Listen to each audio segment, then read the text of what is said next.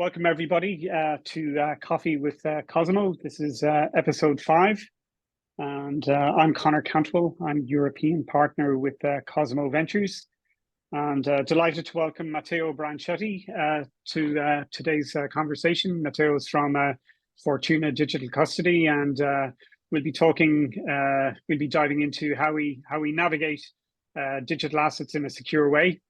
And just to remind everybody, like all the previous sessions, this session is being recorded and is available to view again on YouTube and across our social channels.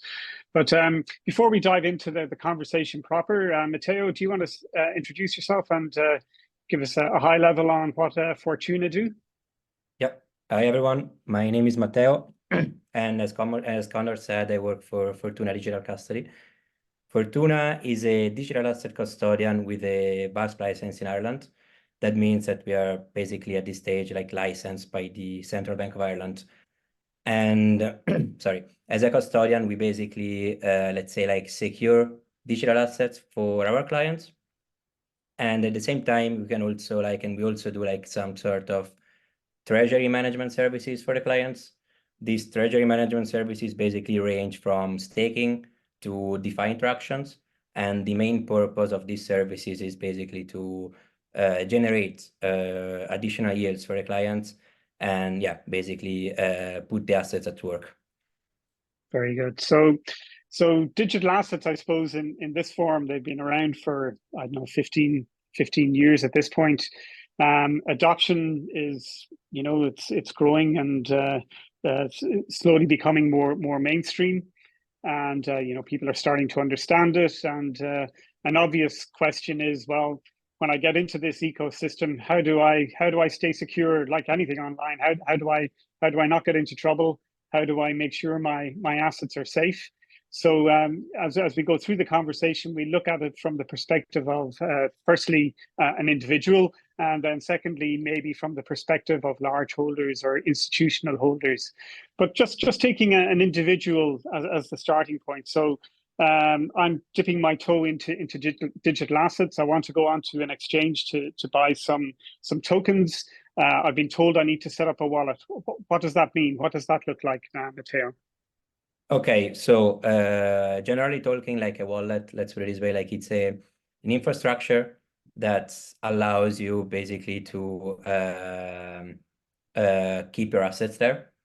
And a wallet is made of two main things. One is a public key and another one is a private key. Just talking about in normal banking terms, like a public key is similar to your IBAN number for a bank account, which means that, there's no way to gain access to your funds from your public key as from your IBAN account. And actually, it's necessary for other people to know your public key or IBAN account, an IBAN number, in order, for example, to send you money. On the other side, a private key is more similar to, let's say, like the PIN code of your credit card or a password of your online banking app, which means that you actually need to secure it. And you should be, let's say, the only one knowing that. But the main difference here is that, I don't know, if I lose access to my bank account, if I lose the PIN code of my credit card, I can easily call the bank and regain access to my bank account. I don't know, they will generate a new code or they will give me back the code. On the other hand, though, if that happens to, in a wallet, in a blockchain wallet, so if I lose access, if I lose my private keys, let's put it this way, as of now, I lose access to my funds, and there's no way as of now to regain that access. And the main problem and the main point with this is that there are no, let's say, centralized entities that govern the infrastructure, as the blockchain technology indeed is basically a decentralized and distributed technology. So, and I repeat myself, if you lose your private keys, you lose your assets and you lose access to your assets. So this is one of the main, let's say, pain points and problems of the ecosystem. Yeah. So these wallets then, the private key, and the key is actually a string usually of 12 words or 24 words in a particular sequence. So it's important that those words are stored somewhere safe in case they're they're ever needed. And these wallets, they're typically called hot wallets. Should you use these for storing large amounts of tokens? So a hot wallet is maybe like the most common wallet in crypto, let's put it this way, but it's definitely not used for large amounts. And the main problem with hot wallets is that the signing part, so the interaction with other parties in the ecosystem, and the signing part, so I don't know, I need to send some transaction out and a transaction out, happens online. So you're kind of exposing your private keys online, and your private keys are kind of stored online, which means that for a hacker point of view, it's definitely easier to get access to your private key, and as a consequence to get access to your funds in the wallet. So Yeah. definitely So not used for like storing large amounts. You can use them for day-to-day activities, but the least you use them, the best it is. Let's put it this way. very good. So again, for an individual, a lot of individuals, they use their hot wallet for day-to-day transactions, but they also use what are called cold wallets. Can you tell us a little about what a cold wallet is? Yep, like a cold wallet is maybe the most known cold wallet in the industry is Ledger, which has been for long in the space and everything. And the cold wallet, it's basically usually like a hardware wallet, so they're based on hardware technology. And the main difference with the hot wallet is that the signing part and the interaction with protocols, it doesn't occur online, but it's basically usually like a USB. I don't know if you can see that, most probably yes, I don't know. And basically, you connect this USB to a computer or an iPhone, depending on the model. And basically, the signing part occurs offline. So I'm interacting with my computer, but I'm signing offline. And this determines that from a security point of view, it's way more difficult for an hacker relative to get access to your funds, to get access to your private keys, and etc. Same point here is that, yes, that is fine. I sign online, but I still need to make sure that, as you said, like those 24 words, I keep them in a safe place and where no one else except me has access. Let's put it this way. Yeah. Otherwise, And yeah, a lot of people then who buy tokens or buy crypto through an exchange sometimes leave it sitting on the exchange. What's your view on that in terms of security? So let's say that exchanges usually are licensed / regulated entities. So that's a good point for exchanges.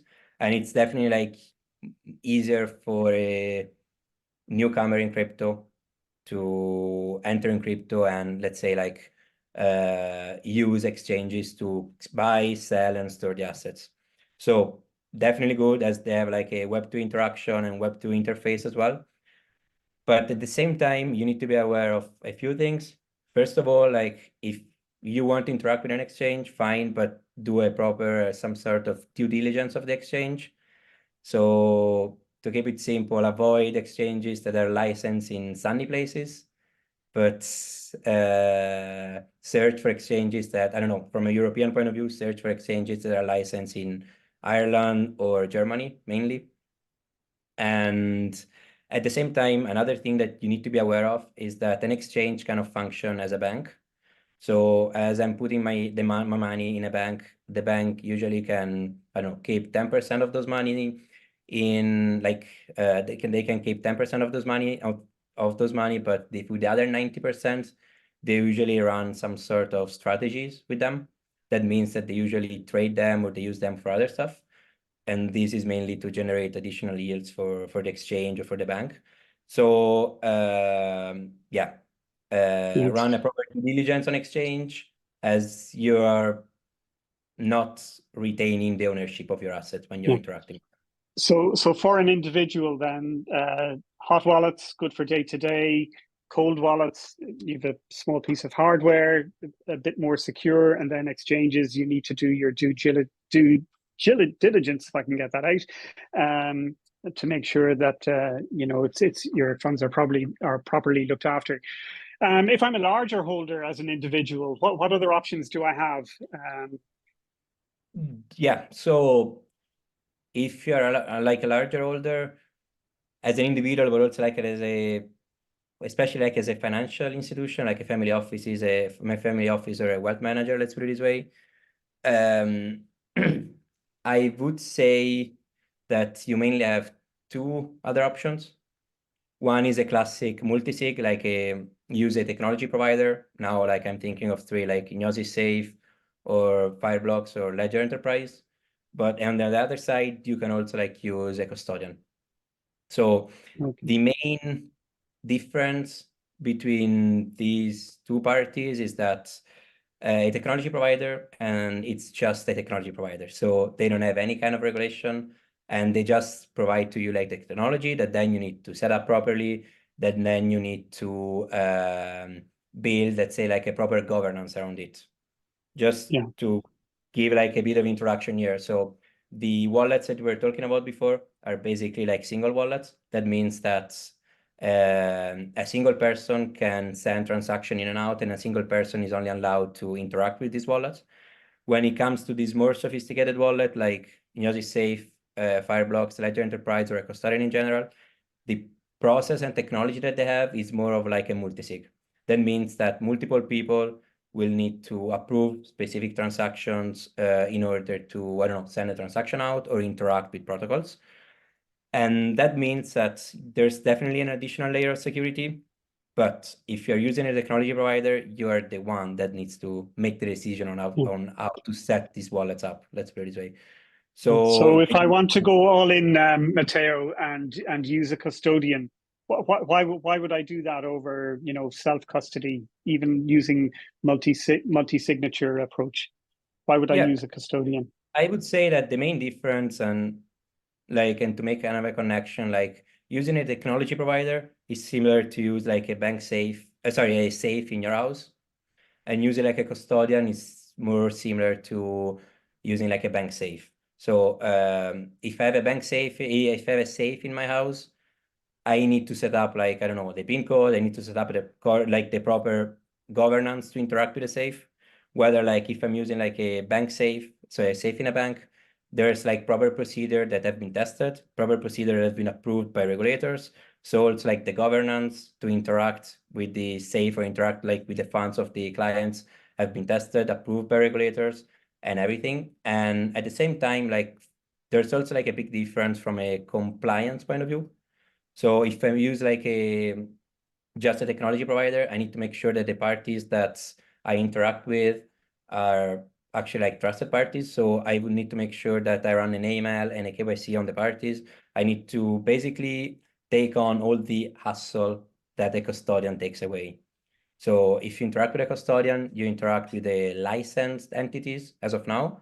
But if we talk about Europe, you interact with a soon-to-be regulated entity in a few months. And basically interact with an entity that has a proper insurance in place, that have proper governance to access your fund in place, and at the same time, that can only act on your behalf. So, you mentioned, sorry, Matteo, you mentioned that, banks can take funds that are on deposit with them and use them for other stuff. If I'm a token holder or a crypto holder and have my funds in a custodian, how can they add value to my funds? Yeah, so first of all, like this is also like a big difference between a custodian and an exchange. Like both of them are VASP in Europe, but two different kind of VASP. So an exchange, for example, is it's a regulatory status. Yeah. So first of all, like an exchange retain ownership of the funds, whether like a custodian doesn't, and the custodian can only act, as I said before, like on behalf of the client. So let's say like the client asks to deposit X amount of Bitcoin and then to withdraw them. The custodian can only execute them on behalf of the client and cannot do like some strategies or portfolio management strategies that are not allowed by the client. Let's put it this way. So on the other side, there are some ways that a custodian can add value to the clients. So first of all, like I think it's really valuable to interact with a regulator or licensed entity that has a proper insurance and governance in place. But at the same time, like a custodian can stake some of the client's assets or use some of the client's assets to lend in some DeFi protocols. And this basically, the main purpose of these kind of actions is basically to generate more yields for the client. So yes, usually you pay a higher fee to interact and to use a custodian, but at the same time, you will sleep well at night, or at least you sleep better at night compared to other solutions. And you reduce literally like all the hassles of interacting with digital assets.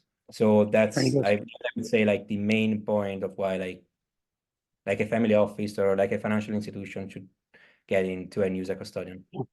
So we've covered, from the bottom, hot wallets, good for day to day, but the least secure. Cold wallets, a step up in terms of security. You can just determine whether you want to leave funds on exchanges or not, but be careful out there. And then you get into the multi-signature environment where you have different technologies available probably for larger holders or for corporate or institutional holders. And then there's full-blown custody, which is to all intents and purposes like dealing with a regulated bank, and they can add value in terms of putting your funds to work to gain more yield for you. So it's a constantly evolving ecosystem. Security is very much top of mind. And I think we've touched on just some of the key options that are out there for both individuals and for institutions. We're right up on the time now, and I'd like to thank Matteo for sharing his knowledge with us. And thank you, Matteo. And thank you everybody else for listening. And we'll be back next week with the next episode of Coffee with COSIMO. So thank you everybody. All the best. Thank you guys. Bye-bye.